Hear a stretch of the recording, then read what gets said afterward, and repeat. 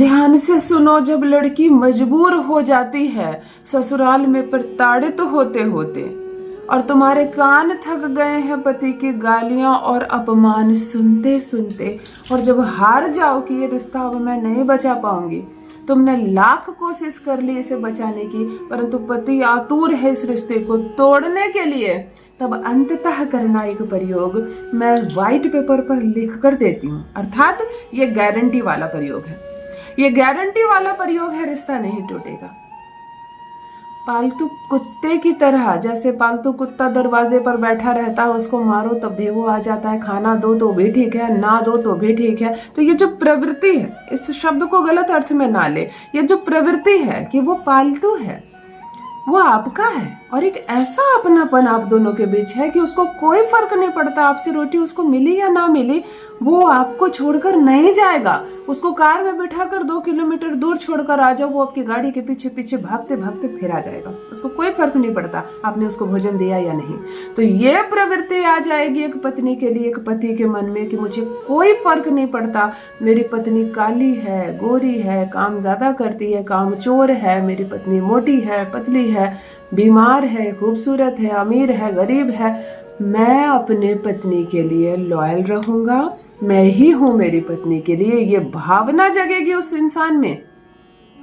जब थक जाओ, हार जाओ, सारे वशीकरण काम न करे, मैं कहती हूं एक छोटा सा अद्भुत उपाय और आपका पति होगा आपकी मुट्ठी में। 1 मिनट का आज एक प्रयोग बताऊंगी, लेकिन जब परेशान हो जाओ उसके व्यवहार से तब करना।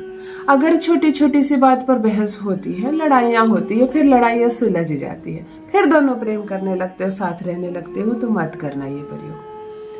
अगर घर में थोड़ी बहुत सास कुछ बोल देती है, कोई बात नहीं, कभी कभी पति भी कुछ बोल देता है, तो कभी तुम्हारे लिए उपहार भी लाता है, कभी लड़ते हो और कभी खूब प्रेम करती हो, तो मत करना ये प्रयोग। जिस बहन का रिश्ता पूर्ण रूप से खंडित हो गया हो, अब लगे कि कहीं से गुंजाइश नहीं, कहीं से कोई गुंजाइश नहीं, ये रिश्ता नहीं सुधरेगा, ये रिश्ता किसी कीमत पर नहीं सुधरेगा, टूटता जा रहा है और कचहरी के दरवाजे खटखटाने की नौबत आ गई है। या तो थक कर तुम जा रही हो कोर्ट एक अपील करने के लिए, चाहे उसने तलाक की अपील कर दी हो, यानी कि रिश्ता जब अंतिम सांस लेने लगे और तुम दोनों के बीच बहुत सारे लोग और बहुत सारी बातें आ जाए। तुम्हारे मायके वाले ने इतना कुछ कह दिया कि पति को बुरा लग गया, ससुराल वाले सब दुश्मन बने पड़े हैं, इस रिश्ते को कोई बचाने वाला नहीं, कोई बनाने वाला नहीं। जब हार जाओ इस रिश्ते से, अब नहीं चाहती हो तुम कि मैं एक दिन रहूं इस रिश्ते में, ये पति अब बात करने लायक नहीं है, तो इसके साथ जीवन क्या बीतेगा। जब ऐसी भावना मन में आ जाए और फिर भी चाहती हो इस रिश्ते को एक मौका दूं, तब मेरा बताया ये प्रयोग एक बार करना। मेरा बताया ये प्रयोग एक बार करना, महज एक बार करने से अद्भुत रूप से भाग्य बदलेगा, तुम्हारा जीवन बदलेगा। वो पति कदमों में गिर के माफी न मांगे तो कहना। जान लीजिए प्रथम मैं कौन हूँ। नमस्कार दोस्तों, मैं हूँ खुशबू सिंह। बहुत स्वागत, बहुत अभिनंदन आप सबका हमारे चैनल ज्योतिष ज्ञान में। कैसे हैं आप और घर में सब कैसे हैं? मेरे कमेंट सेक्शन में जय माता दी, हर हर महादेव अवश्य लिखें, अपनी खैरियत मुझे जरूर बताएं। पढ़ती हूँ हाथ की रेखाएं, पढ़ती हूँ जन्म कुंडली, और आप कुछ ना कहें तो आपका चेहरा भी पढ़ लेती हूँ। करम है, कृपा है ऊपर वाले की, प्रेम है आप सबका।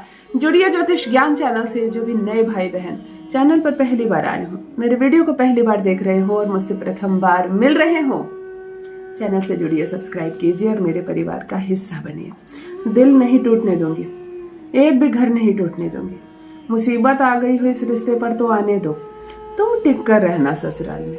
अगर तुम ही ससुराल से हट गई, मायके चली गई, पिता का गुरूर दिखा रही हो, मैं अमीर हूँ, मेरा बड़ा घर है, मेरे पापा मुझको बहुत प्यार करते हैं, मैं क्यों रहूंगी ऐसे ससुराल में, अगर ये भावना मन में आ गई तो कहीं ना कहीं इस रिश्ते के साथ आप भी लॉयल नहीं हो।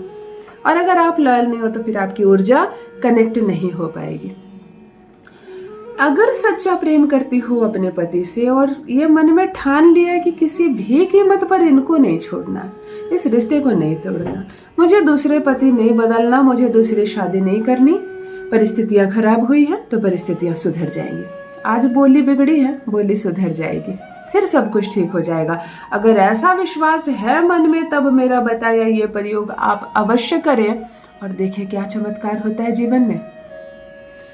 पूर्ण रूप से मुट्ठी में होना, पूर्ण रूप से काबू में होना जिसको कहते हैं। आप जहां कहोगी वहां रहेगा, अपना घर तक छोड़ने को तैयार हो जाएगा, ऐसी परिस्थिति भी आपके साथ खड़ा रहेगा।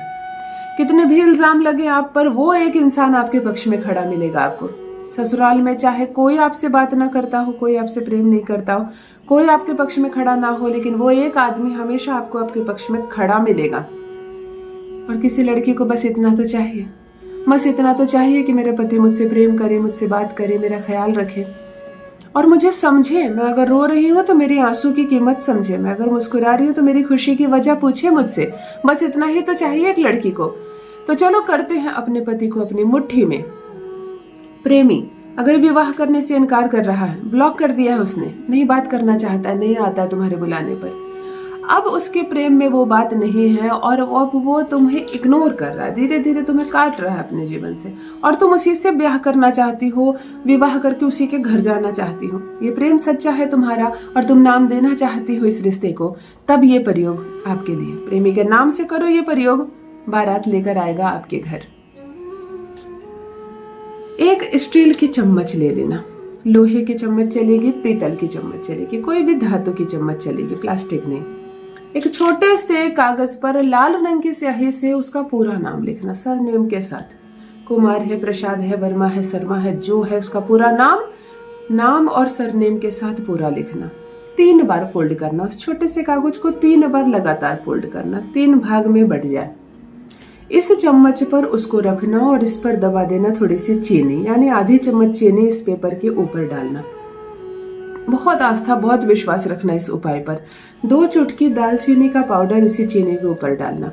एक मोमबत्ती जलाना, अग्नि पर ध्यान लगाना, इस चम्मच पर ध्यान लगाना, अपने पति को याद करना, अनुभूति करना, अपने पार्टनर को देखने का प्रयास करना और चम्मच को गर्म करना शुरू करना मोमबत्ती में। जैसे जैसे चम्मच गर्म होगा चीनी पिघलेगी, दालचीनी पिघलेगी उसी में, चीनी खौलने लगेगा, एक ऐसा समय आएगा और कागज उसी में डूब जाएगा। थोड़े समय के बाद वो जलने भी लगेगा, कोयले की तरह काला होकर। मन में ये कामना कहना कि जैसे ये चीनी पिघल रही है वैसे उसका मन पिघले मेरी ओर। जैसे एक पालतू कुत्ता दरवाजे पर बैठा रहता है, जैसे कोई ईमानदारी से अपने जीवन में हर रिश्ते को निभाता है, मेरा पति ईमानदारी निभाए मुझसे, पूरी दुनिया एक तरफ हो जाए और ये मेरे पक्ष में बात करे।